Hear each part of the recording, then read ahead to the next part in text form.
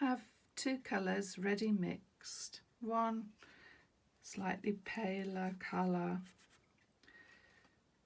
and just spread them out on a slightly sloping surface, patches, and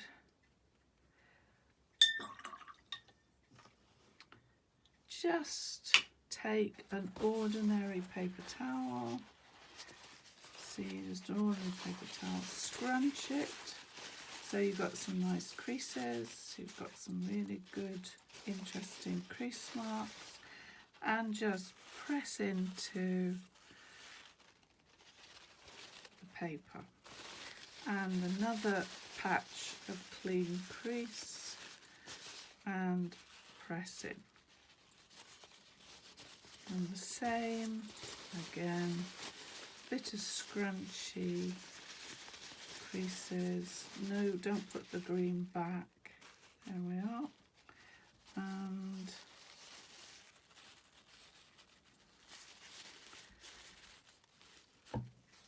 And that's it. Let it dry. Right, I've changed my brush now to a number 4 synthetic, and I'm just going to go into this having seen some spaces where I can punch out a little bit of some shapes.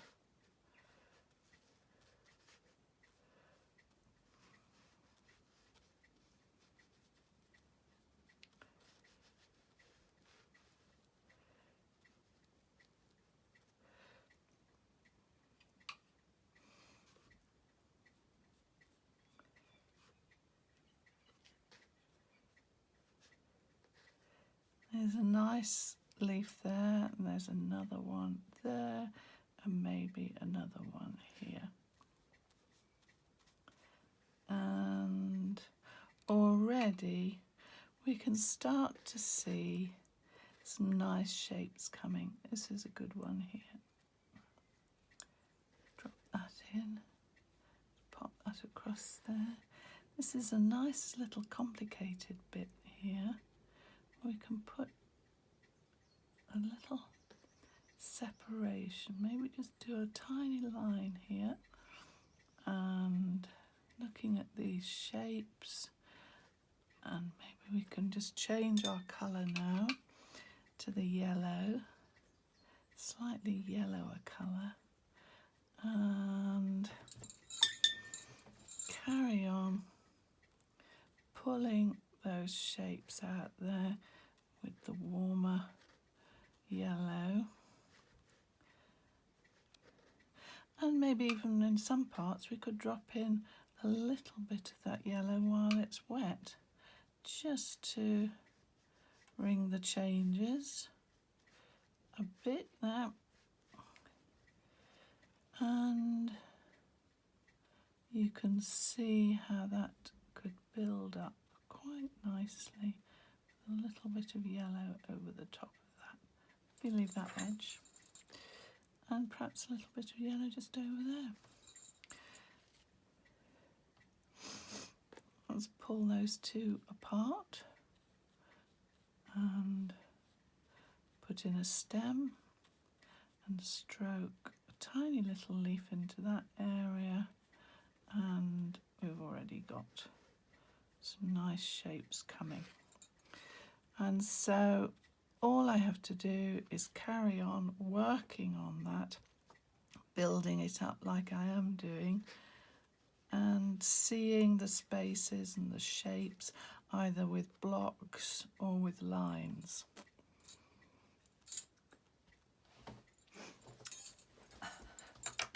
And now we're just going to put in a few little dark triangle shapes just to show you what a difference it makes when you get those deep darks in. I've mixed two darker colours to correspond with the ones that I've got here.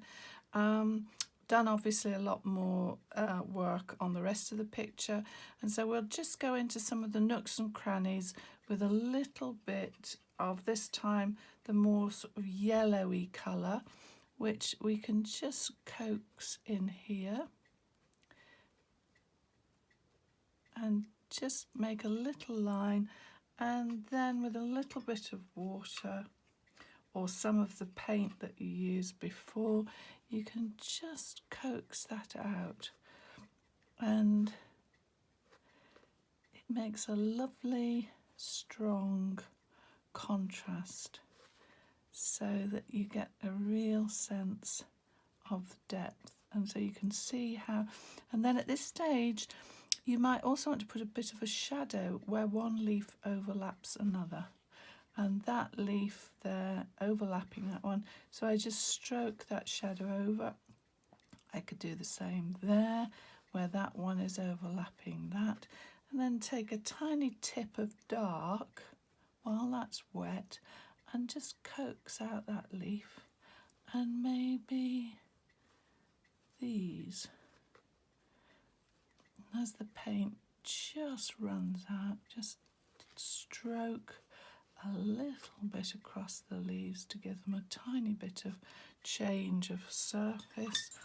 Wash the brush out, keep an eye on this line, you don't want it too heavy and dark, just let that flow through, and then we can just pop that along there and tease it out.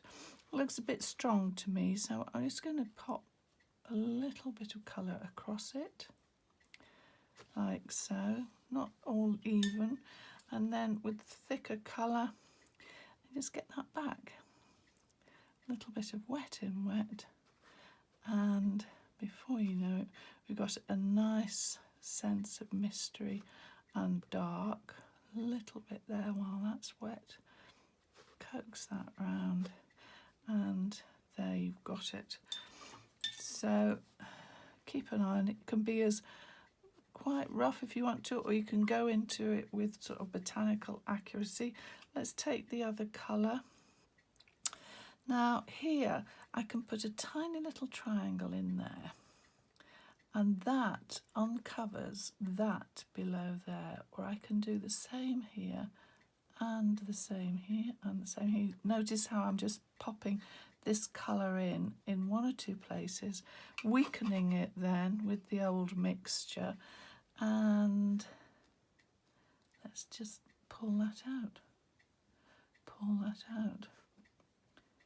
And look, we've got a leaf behind a leaf then, and this just teases its way through here. As the paint runs out, you can see I'm going to pop that over there because that would overlap there, and the same here. Let's do a little bit of overlapping there and there. Let's keep that vague, and then this one, let's just push that into there, and you see the useful good point on the brush is coming into its own. Just going to tease that across, and then when that goes over there, that makes a little bit of a shadow, and while you're at it, maybe you could put in a tiny bit of a stalk, and let's just pull that across there as well. What we could do is, we're getting a bit clever now. Let's take this more yellow, the old yellow, not the thick yellow, and let's just put a bit of colour there and a bit of overlap there, perhaps. Maybe even a bit of overlap there. Right. And that is how you progress. I can drop in some dark in this little nook and cranny there. That would be nice, wouldn't it? Those little bits of dark, making the mystery while it's wet. It's useful to do it while it's wet, so it doesn't look too hard edge. Bit of a triangle there. These triangles are so useful.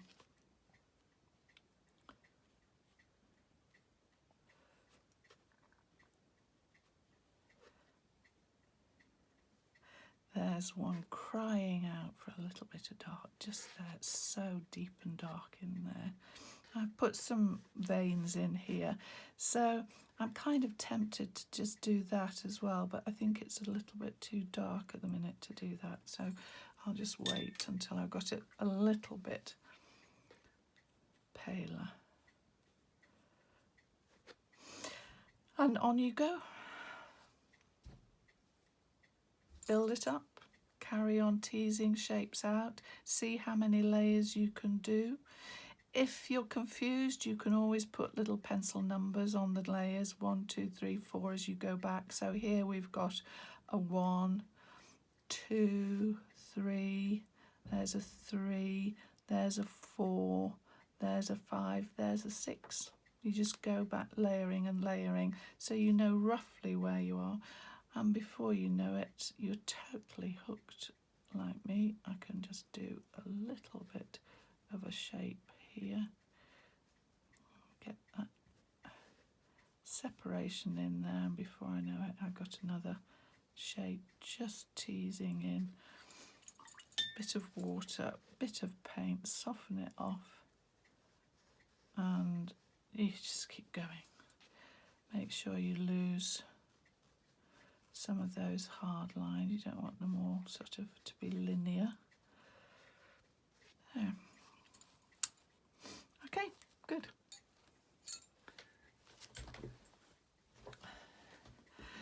Just before I sign off and take off the paper, I've made sure that I've got some nice strong dark shapes around the edge to help the composition focus in on the centre. And just before you finish as well, always useful to see, is there anywhere else I can put a little bit of dark? Can I get a dark into a dark? So for instance, here, there, I could just get that extra little bit of dark through there. And the same here, I can just put that extra little bit of dark. So I'm just putting it on thick, adding the paint, the thinner paint to the brush, so that I can then just stroke that away so it's not too heavy and isolated. And before you know it, you then got a lovely dark within a dark. And then I think perhaps that could go a tiny bit stronger there. That shadow, that could be quite nice there. And maybe we could get a little curve there. That's quite good. And possibly even subtlety through here as well. Who's to say? And I could do the same here, a little bit of dark there, tiny bit of extra dark could go in here, and it's just crisping some of these darks a little bit more. You get the added contrast and the added layers, and just gives the depth and the drama a little bit more. So lots of little spaces there. Again, you know, as you look at it, you think, gosh, of course, why didn't I see that? I can do that a little bit more, and so on. There we go. Still a few more to do, but you get the idea. Good.